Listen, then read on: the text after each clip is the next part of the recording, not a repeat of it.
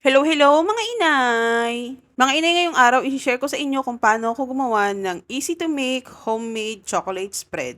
Simple lang din yung mga ingredients na kailangan natin dito mga inay. Madali lang silang makita sa palengke at sure ako na hindi kayo mahihirapan. Ang mga kakailanganin natin dito mga inay ay all-purpose flour, kakwa, brown sugar, at syempre yung ating all-purpose cream. Una ko nga ginawa mga inay, pinagsama-sama ko yung ating mga dried ingredients, yung cocoa, brown sugar, at yung ating all-purpose flour. Meron pala akong isang maling ginawa dito mga inay. Hindi ko sinif yung ating mga dry ingredients. Pag kayo gagawa, make sure na isisif nyo yung ating dry ingredients para ma-make sure natin na wala na yung mga buo-buo. Kapag kasi nandiyan pa yung mga buo-buo, mangyayari kapag naluto siya, nandun pa rin sila, hindi sila mawawala. After ko malagay yung mga dry ingredients mga inay, naglagay ako ng 2 cups of water, tsaka ako siya hinalo. Haluin natin maigi mga inay hanggang sa mag-well combine yung ating dry at tsaka wet ingredients bago natin buksan yung ating apoy o kaya yung induction cooker nyo. Kapag nahalo nyo na maigi mga inay, pwede nyo na buksan ng inyong kalan o kaya ang inyong induction cooker sa pinakamahinang level.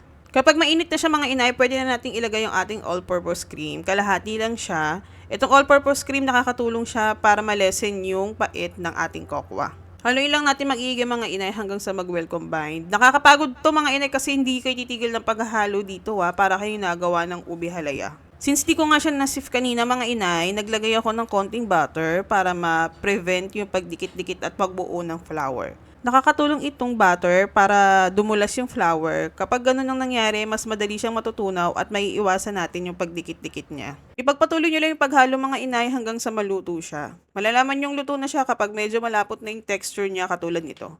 O di ba mga inay, simple lang gawin, hindi nyo na kailangan bumili ng mamahaling choco spread para sa mga makukulit nyo. Kapag sa palengke kayo bumili ng rekado mga inay, wala pang 100 yung mga gastos nyo. At in fairness, marami pa kayong magagawa. Isa pa, perfect ito pang baon at pang merienda nila. Ito yung sinasabi ko sa inyo mga inay, kapag hindi siya na-sieve, ganito yung mangyayari, may mga buo-buo. Try it. Thingy. Why are there chocolate in it? Try it. Is it good? Sarap. Is it good, Lailan? Mom, this tastes juice. It tastes what? Tastes like chocolate juice. Chocolate juice. Cheese, sarap. Ang lasa. Goya. Do you like it, Lailan? O di ba mga inay, chocolate na hyper later. Actually mga inay, natutunan ko to nung nag-aral ako sa YouTube University ng pagbe-bake. Dahil nga pandemic noon at nasa bahay lang buong araw, ito yung pinagkaabalahan ko noon. Thumbs up, thumbs down. Good.